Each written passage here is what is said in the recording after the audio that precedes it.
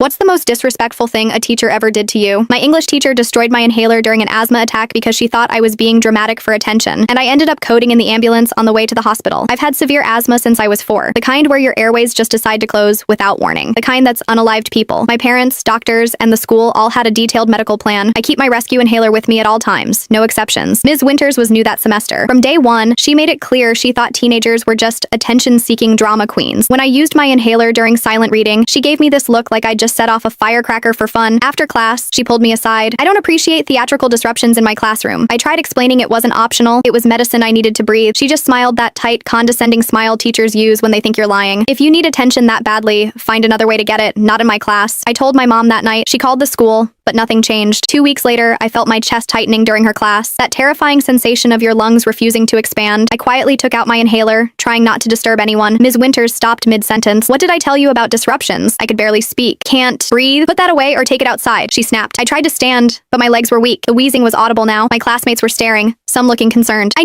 gasped. My inhaler. She marched over, face tight with anger. This attention-seeking behavior ends now. And then she did something I still have nightmares about. She snatched the inhaler from my trembling hands. You can have this back when you learn to control yourself, she said, dropping it into her desk drawer. I tried to stand, to get to her desk, but collapsed back into my chair. Black spots danced in my vision. Someone shouted that my lips were turning blue. She's faking, Ms. Winters insisted, even as I slid from my chair onto the floor. My friend Jenna ran for the nurse while 2 classmates tried to help me. Ms. Winters just stood there, arms crossed, telling everyone to return to their seats, that I was manipulating them. By the time the nurse arrived, I couldn't speak, couldn't breathe, couldn't even cry. The nurse took one look and called 911, frantically searching my backpack for my spare inhaler. Where's her rescue inhaler? She demanded. Someone pointed to Ms. Winters' desk. The nurse yanked open the drawer, but it was too late. The inhaler had been crushed, deliberately stepped on, the medication canister punctured, and useless. I don't remember much after that. I woke up in the ICU with a tube down my throat. My parents were there, my mom's eyes swollen from crying, my dad looking like he'd aged 10 years overnight. The doctor later told them my heart had stopped for nearly 2 minutes in the ambulance. If they'd gotten medication to her even 5 minutes earlier. My parents didn't wait. They filed criminal charges against Ms. Winters for child endangerment. They sued the school district. They contacted every news outlet that would listen. The security footage showed everything. Her taking my inhaler, her ignoring my distress, and most damning, the moment she deliberately crushed my medication under her heel while students begged her to help me. She was fired, lost her teaching license, and eventually pled guilty. The school district settled for enough money to cover my hospital bills, therapy, and college tuition, but no amount of money fixes the trauma. I still have panic attacks when I feel short of breath. I'm terrified of authority figures, and I'll never forget what it felt like to literally be dying while an adult who was supposed to protect me watched and called me a liar. The most disrespectful thing wasn't just taking my inhaler, it was deciding her ego was worth more than my life.